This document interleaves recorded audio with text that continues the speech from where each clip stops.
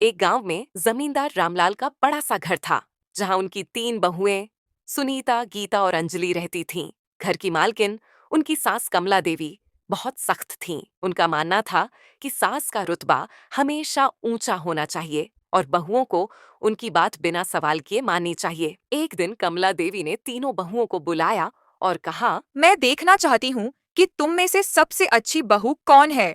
इसलिए आज से जो भी मेरे कहे अनुसार सबसे अच्छा काम करेगी, उसे मैं घर की असली मालकिन बना दूंगी। तीनों बहुएं यह सुनकर हैरान रह गईं, लेकिन अब उन्हें इस प्रतियोगिता में जीतना था। सुनीता सबसे बड़ी थी। उसने सोचा कि सास की हर बात मानना ही सबसे सही तरीका है। सास अगर कहती सुबह 4 बजे उठो, तो वह बिना सवाल किए उठ जाती। सास कहती खाने में नमक कम डालो, तो वह बिना छके ही वैसा कर देती।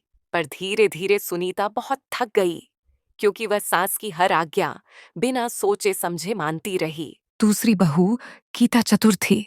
उसने सास की बात मानी, लेकिन अपने तरीके से। अगर सास कहती रसोई साफ रखो, तो वह नौकरानी से सफाई करवा देती और खुद आराम से बैठ जाती। वह सास की हर बात सुनती, लेकिन उसे अपने फायदे के हिसाब से पूरा करती। सास को यह पसंद नहीं आया। तीसरी बहू अंजलि सबसे छोटी थी, लेकिन सबसे समझदार भी।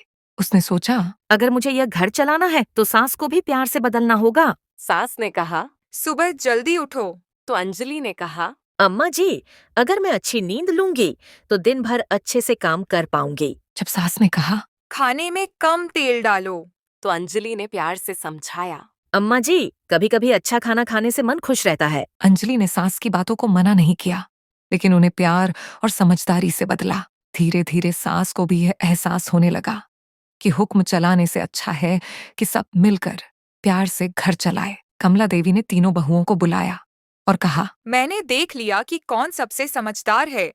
सच्ची बहू वही होती है जो घर को सिर्फ अपनी जीत के लिए नहीं, बल्कि पूरे परिवार के लिए चलाए। इसके बाद उन्होंने अंजलि का हाथ पकड़कर कहा, तू ही इस घर की असली मालकिन बनेगी, क्योंकि तूने मुझे प्यार से Subscribe to बदल my दिया, channel. न कि जबरदस्ती से।